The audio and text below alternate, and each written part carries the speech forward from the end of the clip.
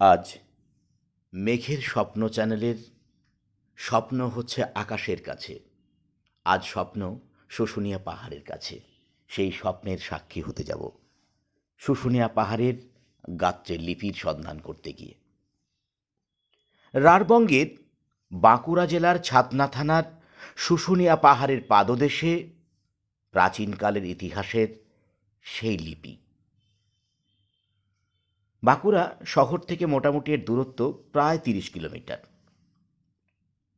শুশুনিয়া পাহাড়ের ঠিক পিছনের দিকে হাঁপানিয়া মোড় থেকে শিউলিবোনা গ্রামের দিকে কিছুটা যাওয়ার পরই ডান দিক ধরে এগোলেই পাহাড়ের গাত্রে একটি প্রবহমান ঝর্ণার ঠিক উপরের গাত্রে একটি গুহার কাছে খোদাই করা আছে এই প্রাচীন লিপি। এবার আসি তার ইতিহাসে একটু। পুষ্করনার অধিপতি শ্রী সিংহবর্মনের পুত্র শ্রী চন্দ্রবর্মনের ইতিহাস লিপিবদ্ধ আছে এই শুশুনিয়ার লিপিতে। ইতিহাস বলে পুষ্করনা হল বাঁকুড়া জেলার অন্তর্গত বর্তমানের পখন্না। পখন্না জায়গাটি হল দুর্গাপুর থেকে বাঁকুড়া যাওয়ার পথে বড়জোড়ার কাছে অবস্থিত। বড়জোড়া থেকে প্রায় ৫ কিলোমিটার দূরে অবস্থিত এই পখন্না। ইতিহাসের নানা সাক্ষী এই পখন্না। প্রাচীন মন্দির সমৃদ্ধ নানা ইতিহাসের সাক্ষী এই পখন্না, যা পূর্বে পুষ্করনা নামে পরিচিত ছিল। সিংহবর্মন সম্ভবত খ্রিস্টীয় ৩য় শতকের শেষ দিকে ও চন্দ্রবর্মন ৪র্থ শতকের প্রথমে রাজত্ব করেন। সিংহবর্মন ও চন্দ্রবর্মনের রাজ্যসীমা নিয়ে নানা ইতিহাসবিদদের মধ্যে মতবিরোধ আছে। শুশুনিয়ার যে লিপিগুলো সম্পর্কে জানা যায়, তার প্রথম লিপিটি যে সম্পর্কে আমরা জানতে পারি সেটা হচ্ছে চক্রধারী দেবতার প্রধান সেবক পুষ্করনার অধিপতি শ্রী সিংহবর্মনের পুত্র চন্দ্রবর্মন তার বিশেষ কোনো কীর্তিকে উৎসর্গ করলেন।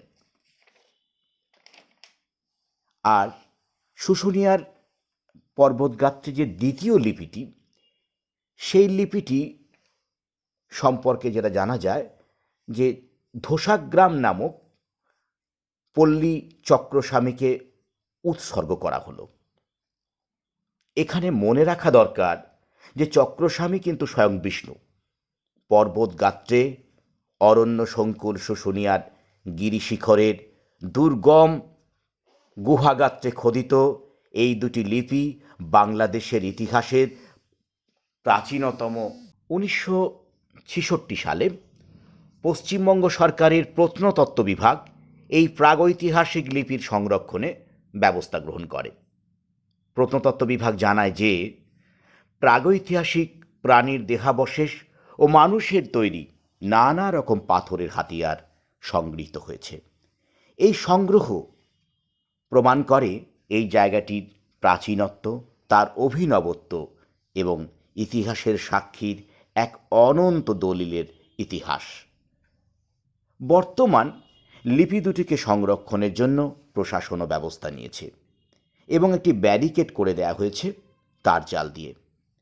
ইতিহাসের প্রাচীন সরণি যেন কোনোভাবে নষ্ট না হয়, আগামী দিনের গবেষকদের কাছে, ইতিহাসবিদদের কাছে, তরুণ প্রজন্মের কাছে, ছাত্রছাত্রীদের কাছে একটি দুর্লভ সম্পদ হিসাবে এই লিপিটি যেন সংরক্ষিত থাকে। চন্দ্রবর্মা তার জন্মভূমির প্রতি যে কৃতজ্ঞতা, সেই কৃতজ্ঞতা পাশেই তিনি বাঁকুড়ার পুষ্করনায় নগরী প্রত্যয়ন করেন। বিষ্ণু উপাসক চন্দ্রবর্মা পূর্বে বঙ্গদেশ ছাড়াও পশ্চিমের হিন্দুকুশ পর্বত পর্যন্ত তার রাজত্বকে বিস্তারিত করেছিলেন। শুশুনিয়া লিপি যে রাজা চন্দ্রবর্মার বঙ্গবিজয়ের সব থেকে গুরুত্বপূর্ণ যে ইতিহাস, তা কিন্তু এই লিপিতে তা প্রমাণিত আছে। ইতিহাসবিদ রাখাল দাস বন্দ্যোপাধ্যায় বলেছেন যে সমুদ্রগুপ্তের প্রশস্তি ও শুশুনিয়া লিপির এবং চন্দ্রবর্মা এবং দিল্লির স্তম্ভ লিপির যে চন্দ্র তা কিন্তু অভিন্ন, সে বিষয়ে সন্দেহের কোনো অবকাশ নেই। এবার আমরা রাজা চন্দ্রবর্মার ইতিহাস এবং বাঁকুড়ার যে ইতিহাস তা নিয়ে একটুখানি আলোচনা করি। চন্দ্রবর্মার খোঁজ মেলে শুশুনিয়া পাহাড়ের উত্তর ঢালে পাথরের গায়ে খোদিত এই শিলালিপির যে মালা, সেই মালাতে। লিপিটি খ্রিস্টীয় ৪র্থ শতকে খোদিত। সমুদ্রগুপ্তের সভাকবি হরিসেন রচিত এলাহাবাদ প্রশস্তিতে চন্দ্রবর্মার ইতিহাসবিদদের একাংশ মনে করেন যে সমুদ্রগুপ্ত যে ৯ জন রাজাকে পরাস্ত করেন এবং তাদের রাজ্য অধিকার করেন, চন্দ্রবর্মা তাদের মধ্যে অন্যতম। চন্দ্রবর্মার রাজত্বকালের ইঙ্গিত পাওয়া যায় মধ্যপ্রদেশের মন্দসৌর থেকে হরপ্রসাদ শাস্ত্রী আবিষ্কৃত একটি শিলালিপি। প্রতিকূল পরিস্থিতির মধ্য দিয়ে আমরা ক্রমশ অগ্রসরমান হয়েছি সেই লিপির কাছাকাছি। আমরা এখন দেখে নেব সেই লিপির ছবি, তারপরে তার বিস্তৃত ইতিহাস ব্যাখ্যা হবে। অনেক কষ্ট করে আমরা এই বসন্তের শেষ বেলায় উপস্থিত পুরো লিপির কাছাকাছি। চলো আমরা দেখে নিই। এবারে আমরা বাঁকুড়া খ্রিস্টান কলেজ টিম দেখে নিই এবারে সে লিপির সমস্ত কিছু।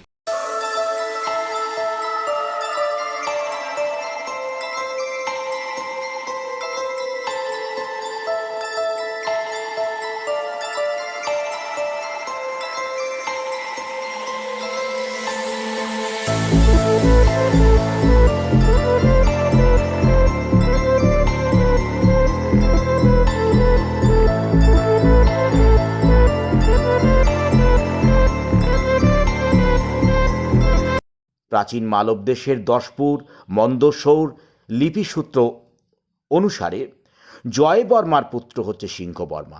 সিংহবর্মার 2 পুত্র, বড় চন্দ্রবর্মা, ছোট হচ্ছে নরবর্মা। নরবর্মা 461 বিক্রমাব্দ অর্থাৎ 404 থেকে 5 খ্রিস্টাব্দ পর্যন্ত জীবিত ছিলেন। সুতরাং চন্দ্রবর্মাই তার পূর্ববর্তী। কিন্তু মন্দসৌর লিপিতে চন্দ্রবর্মার কোনো বংশধরের উল্লেখ পাওয়া যায় না।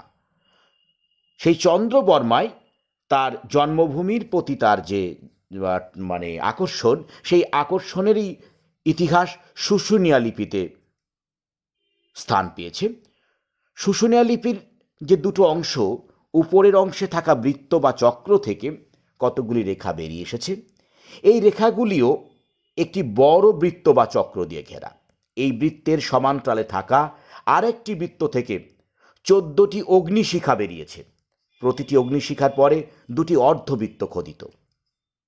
লিপি বিবর্তনের পরিপ্রেক্ষিতে আমরা বলতে পারি শুশুনিয়া লিপিটি কিন্তু ভাবা লিপি, অর্থাৎ এই লিপিতে কোনো বস্তু বা ভাবকে বোঝাতে পুরো ছবি না এঁকে সামান্য কিছু রেখা দিয়ে একটা মোটিভকে ব্যবহার করা হয়েছে। ইতিহাসবিদরা বলেন যে এই ভাবলিপির গাত্রের সবথেকে বড় বিষয়টা হচ্ছে বিষ্ণুচক্র। কারণ এই বিষ্ণুচক্রের মধ্যে অনেক কিছু বলা আছে। এই বিষ্ণুচক্রের নিচে ও পাশে 3টি ছত্রে খোদিত লিপি রয়েছে।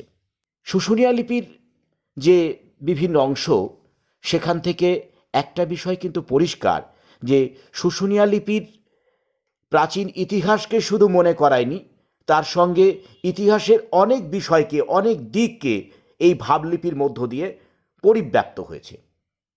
এখন প্রশ্ন হলো, এই শুশুনিয়া লিপির গুরুত্ব কোথায়? না, গুরুত্ব হচ্ছে এখানেই, রাজা চন্দ্রবর্মা স্বয়ং বিষ্ণু ভক্ত হওয়ার জন্য তার প্রজারাও রাজ আনুগত্যের কারণে বিষ্ণু উপাসকে পরিণত হন। খ্রিস্টীয় 4র্থ শতকের শুরুতে রাঢ়মণ্ডলে এই বিষ্ণু যারা ভজনা করতেন, এই বিষ্ণু যারা ভজন করেন, এই তারা ক্রমশ বঙ্গদেশে ছড়িয়ে পড়ে। দ্বিতীয়ত বিষ্ণু সেবার জন্য ভূদানের সাক্ষ্য দেয় এই শুশুনিয়ার শিলালিপি। শুশুনিয়ায় চন্দ্রবর্মা খোদিত বিষ্ণুচক্রের একটু নিচে বাঁদিকে শঙ্খ আকৃতির মতো একটি লিপি রয়েছে। তন্ত্রশাস্ত্রে দেবদেবীর পুজোয় শঙ্খ মুদ্রার ব্যবহার দেখা যায়। অনেকেই মনে করেন এই লিপি তান্ত্রিক শঙ্খলিপি, তাই এখনো পাঠোদ্ধার হয়নি। অনুমান করা যায় যে চন্দ্রবর্মার আগে শুশুনিয়া পাহাড়ে যারা বৌদ্ধ শ্রমণেরা থাকতেন, মহাযান বৌদ্ধ মতের সঙ্গে তান্ত্রিক যোগ ছিল, তাই শঙ্খমুদ্রার আকারে লিখিত এই লিপিটি বৌদ্ধ সম্বন্ধের যে সাধন, সে সাধন সম্পর্কেও কিছু ইতিহাস থাকতে পারে। সব ইতিহাস এখনও হয়তো উদ্ধার হয়নি, এখনও অনেক বিষয় জানা যায়নি, তবে ইতিহাস আজও এই বিষয়গুলো নিয়ে ক্রমশ আলোচনার সঙ্গে এগুলোকে প্রতিনিয়ত পরীক্ষা নিরীক্ষা চলছে। যারা লিপি গবেষক তারা এ নিয়ে গবেষণা করছেন নিরন্তর। আমরা যারা সমাজ বিজ্ঞানের ছাত্রছাত্রী, যারা আমাদের সমাজ মনস্কতা নিয়ে আমরা কাজ করি, তাদেরও মনে হয়েছে যে ইতিহাসের সরণিবে চন্দ্রবর্মার লিপি শুধু বাঁকুড়ার ইতিহাস নয়, বাঁকুড়াকে একটা অন্যতম জায়গা এবং পুষ্করণার যে ইতিহাস, সেই ইতিহাসকে সুন্দরভাবে তুলে ধরার প্রচেষ্টা যে চন্দ্রবর্মার লিপিতে রয়েছে তা আমাদের সকলকে সমৃদ্ধ করবে। পাঠকরা যদি এ সম্পর্কে সামান্য কিছু তারা বুঝতে পারেন এবং তাদের সামান্য কিছু উপকারে লাগে, যারা কাজ করছেন তাদের যদি সামান্য কিছু উপকারে লাগে, তাহলে এই ভিডিওটি সার্থক হবে তৈরি করা। সকলে ভালো থাকবেন, ধন্যবাদ।